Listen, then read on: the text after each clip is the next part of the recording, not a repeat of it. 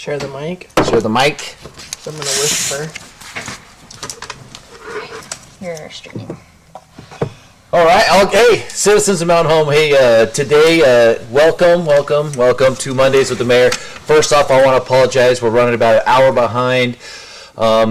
I would say technical difficulty. We're trying to do a new platform instead of doing it on Facebook because not everybody has a Facebook account. But I think YouTube is is an easier platform, right, Nikki? Yeah, absolutely. So I've got two special guests today with me, the lovely Tiffany Belt and the lovely Nikki Stronetta. And we kind of wanted, before we get into some of these questions, kind of give some updates, what's really cracking with, let's say, the fiber optic project. And Tiff, I'm going to let you go with that one. Well, we've wrapped up all the construction portion of the fiber optic project, and now we're into the closure documents and working with our financial advisors and getting the assessments stamped by engineering, and then get it out to hopefully a bond on it so we can get it paid back to the city of Mountain Home and either move forward with future LIDs or whatever direction the city council and the mayor would like us to do. So. Fantastic. I also, you guys have probably seen, we were trying to do these new surveys where we stick out a survey. One was, if you had $1 million, would you rather, of taxpayer dollars, would you rather go back to your pocket? Would you rather have a recreation center? Would you, what was it? The new city hall building, tax it back to the citizens, streets, public safety. And overwhelmingly, over 43.96, let's just say 44% of the citizens said they would like a recreational facility, which is a huge undertaking, but I don't think it's out of the question. What would you say, Tiff? Oh yeah, I'd agree. It's much needed in our community. Okay. And then Nikki, this one's to you. So a part of these questions that we asked, how do you attain your City of Mountain Home updates or information? And obviously, overwhelmingly said.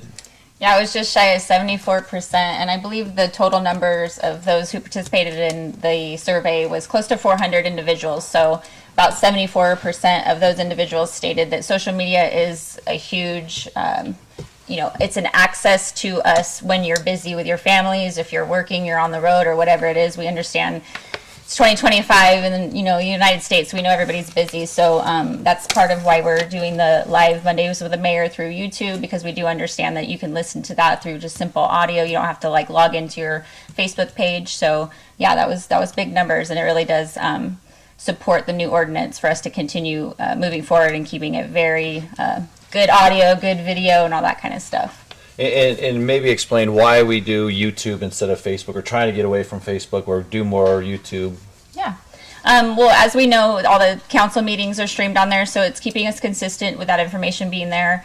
Facebook is great as far as, that's kind of a platform that a lot of people do use.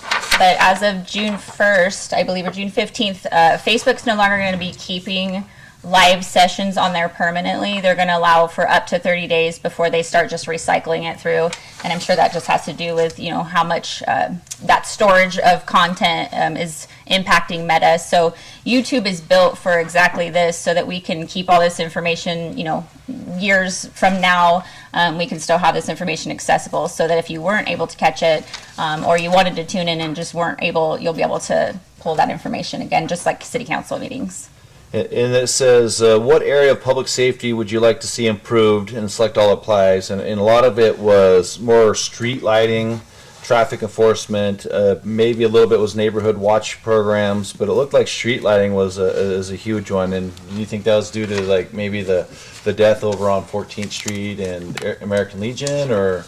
Sure, yeah, and we always know that we are working with the Department of Transportation, certain intersections, and we know that our teams are very diligent about making sure that we can stay on top of a lot of that. But we do like to let people know. I have young children as well. When it starts getting dusk out, we're wanting to stay out later. Spring break's coming up for the kids, so just making sure that kids and adults, even those jogging, making sure you're wearing the high visibility and things like that, while our teams are being very strategic about how they can bring more lighting to our streets and actually putting those structures in. But what we could do as citizens, just making sure that we're understanding and respecting that we need to be seen too, so that we can make sure that whether it's your bike, your gear that you're wearing, and stuff like that. In the meantime. And a part of this survey, it says, how safe do you feel on Mountain Home? And overwhelmingly, it said very safe, somewhat safe, and 52.5% of the responses were very safe. And that's just only a testament to the police department, and they keep crushing it. They're good at what they do, and that's due to the leadership of Lieutenant Larson and Chief Thompson and the sergeants and the corporals all the way down. They, I think, what are they, Tiff? The one of 23 police departments that are accredited. Yeah, is that ICOPA? Is that the acronym that I they think use? so. Yeah, out of the state of Idaho. Yeah, I want to say there's only 20-ish, a little over 20. Yep.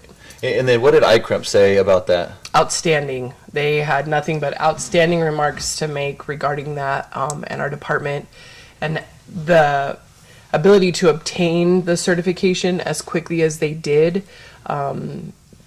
My understanding is it dives into like record management, the guys and gals out on the street and how they writing their reports, the accountability and ethical portions that they have with their chief and then as a department.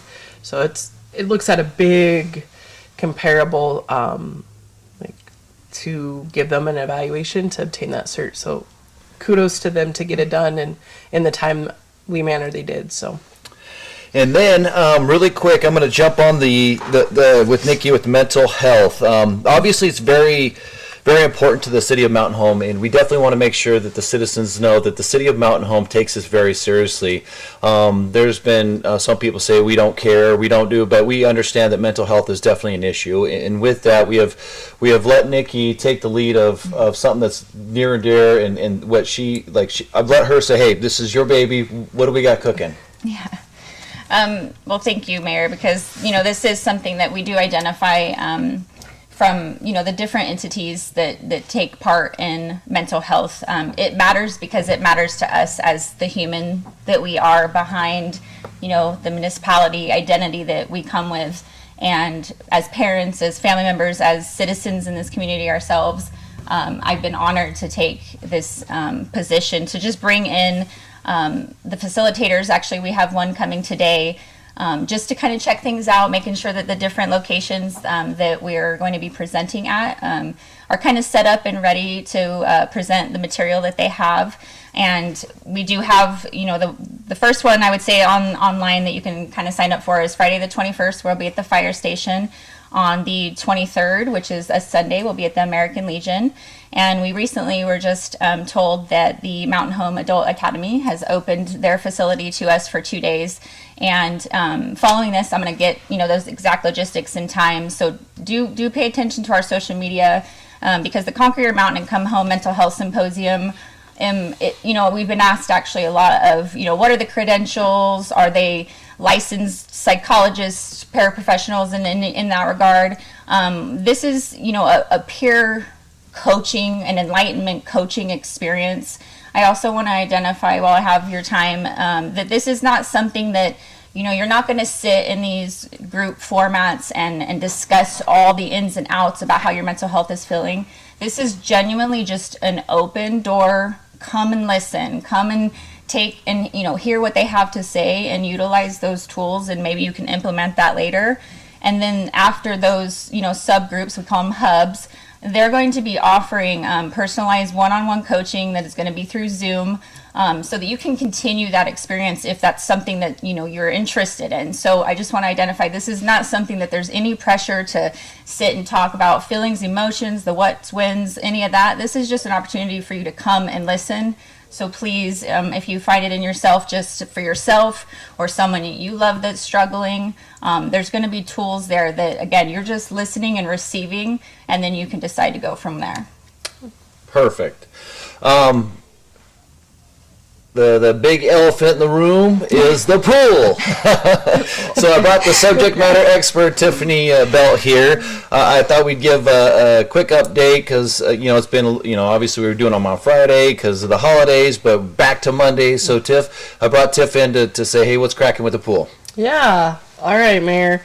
I was lucky enough to go out on Friday and see all the work that the subs and city staff and Ted, and I can't thank everybody enough.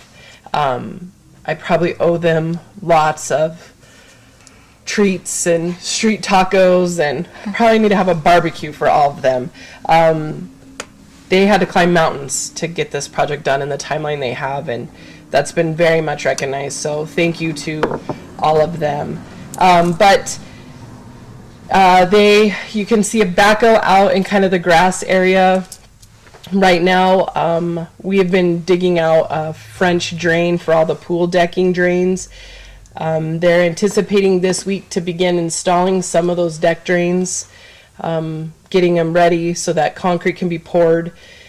When I spoke with Adam on Friday, he said the month of April is going to be a giant push. So within the next, through the rest of March and into April, you would see the draining and the decking going in and everything, because they have to have it immaculately cleaned off to get that liner put in, which is anticipated to go in once temperatures, Oh, 40? Steady. I think it's like 45 actually, and consistent during the day and overnight, I think is what that perfect temp is. But they don't want any dust, so they really have to mitigate that environment out at the pool, so they have to get all that concrete in and stuff. So you will see a lot of action, which kind of seems like what it's been the whole time. Like we've seen like a lot of work, and then it kind of like dies down, and then a lot of work. However, they have been working on site the entire time.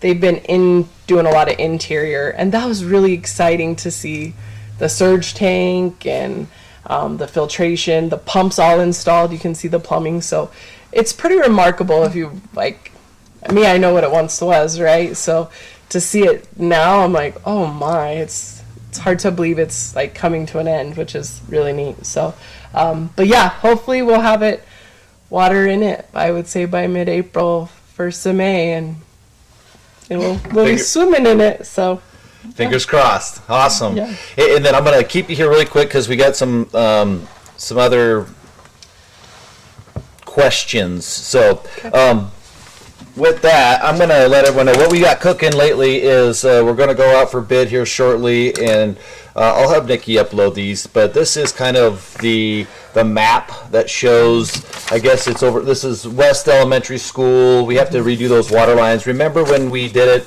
I think it was last year, we went out for bid and it came in, what was it, 2 or 3 million over budget, Tiff? yeah, we went out to about 2 years ago now. Yeah. I think's what it actually came out, and it was, yeah, I want to say it was maybe $1.5 million, 1.8. It was way over what we thought it would be. Yeah. And so what this does is it gets rid of the last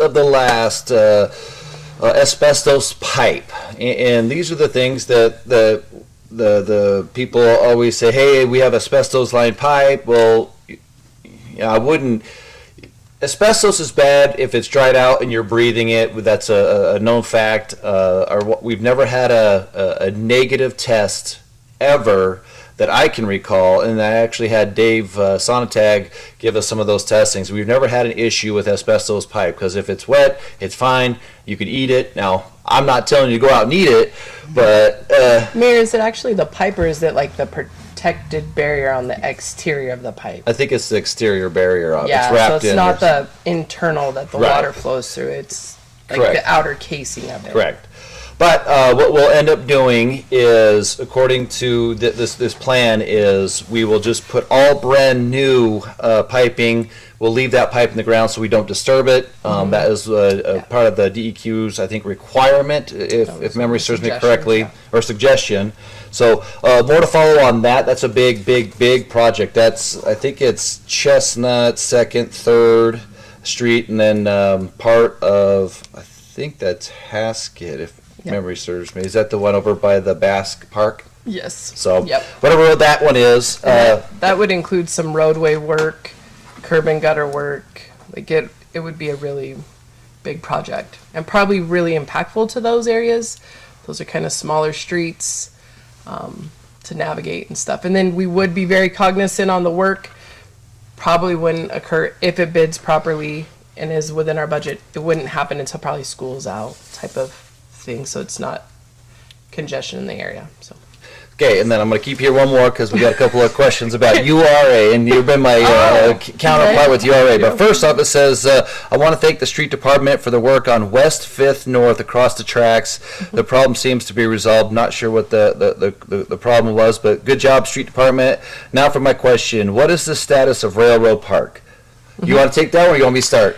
Whatever you want to do, Mayor. Okay. So we had a meeting with the URA Friday, and We go tomorrow. yeah, and then we go to another URA meeting tomorrow. What we've been waiting on is dollar amounts and GUHO to get that to Redeem Group so that we could get. Right now we're at 60% design, which we needed to be, well, in a perfect world, 100% design. Yeah. And so we've been waiting on kind of numbers. I think best guess would be about 80% the cost analysis, or they're not finite right now. Yeah, we have to have a relatively firm project estimate to do the intergovernmental agreement between the City Mountain Home and the Urban Renewal Agency, because it's a project share between the two entities. So we have to know that to engage to continue to move forward.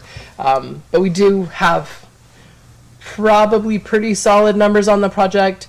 It's coming in right where we thought it would, budgetary wise, between the two entities. So that's great to hear, because we started this two-ish years ago. So that's awesome that it's falling right in line. So what time frame do you think you foresee a ribbon cutting? And then obviously the question is what are we going to do with the farmers market? yes, so We're going to have to reach out to the farmers market.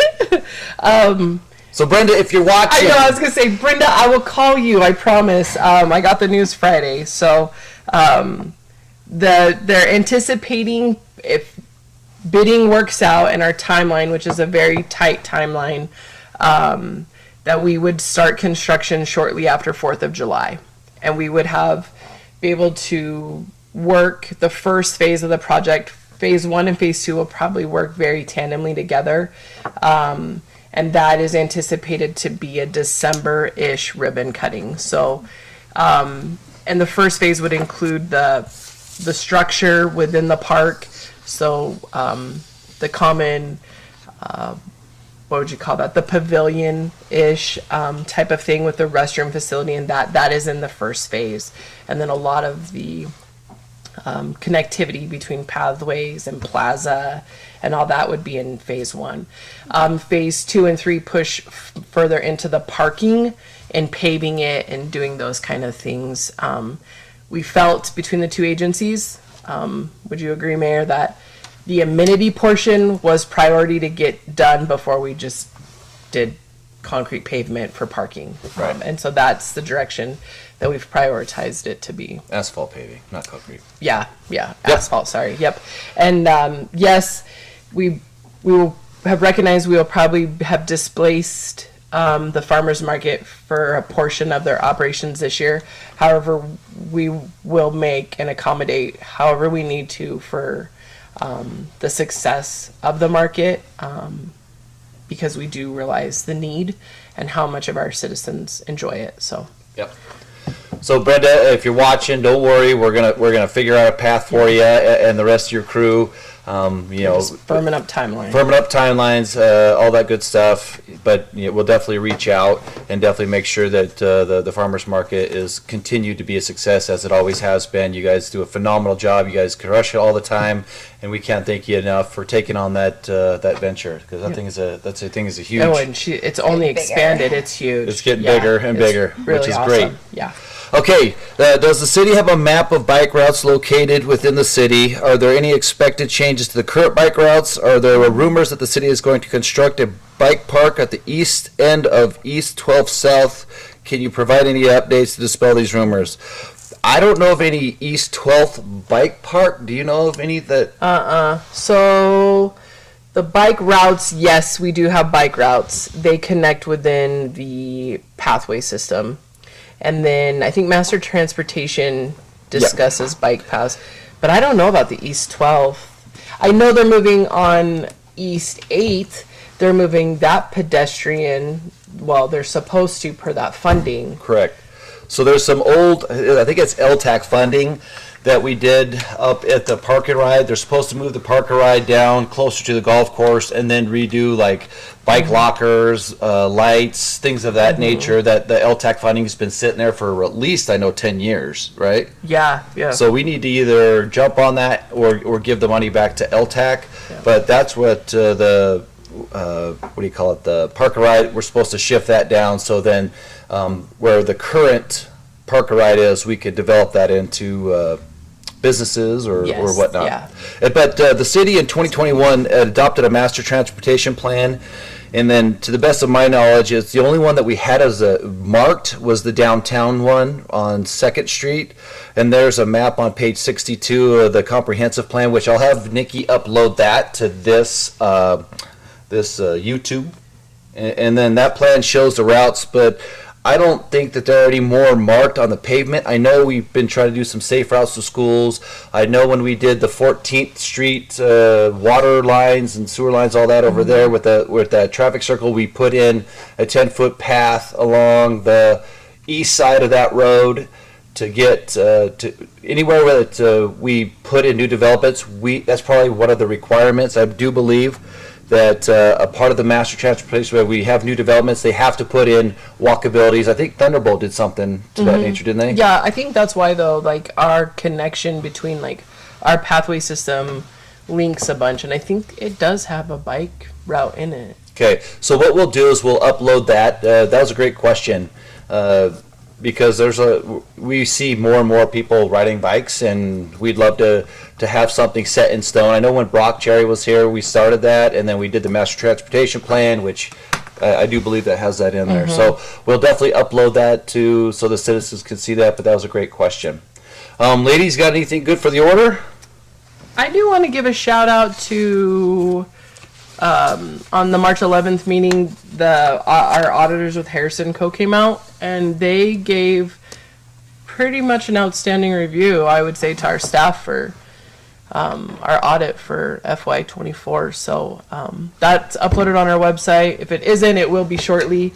But Paula deserves a big applaud, and then our department heads and mayor and our council. So It's always good to hear that you're very fiscally conservative, and you when you get a outstanding ovation from your auditors, that obviously they see things from other cities that maybe isn't copacetic. But I concur with Tiffany that you got to remember you got a huge budget, and they find it everything down to the last penny, and that's some time when the bank might not really reconcile with a different statement they get. Then they're on the phone, they're calling, they're doing all that. So hey, that's a good shout out. Nikki, what do you got? I just thank everybody who's been, keeping the positive energy, and we hope to see you at the Mental Health Symposium, because again, there's a lot of resources there, and honestly, it's just really good to connect, so we hope to see more of you there. Okay, and the last thing I've got, a couple of things. Happy St. Patrick's Day. I've got my green tie on, which I had to dig deep into the old tie, and I know Tiff's got, you got green on? Nope. Uh-oh, she probably got red on somewhere. I don't know. But happy St. Patrick's Day, everybody. And then last, I gotta say this, Tiff. Boise got hosed. They should have been put in the round of 64. March Madness. March Madness. Enjoy it, everyone. So fill out your brackets and have a great rest of your day. So with that, Mayor Sykes out. Nikki and Tiffany, thank you for your time today. Yep. Have a great day, everybody.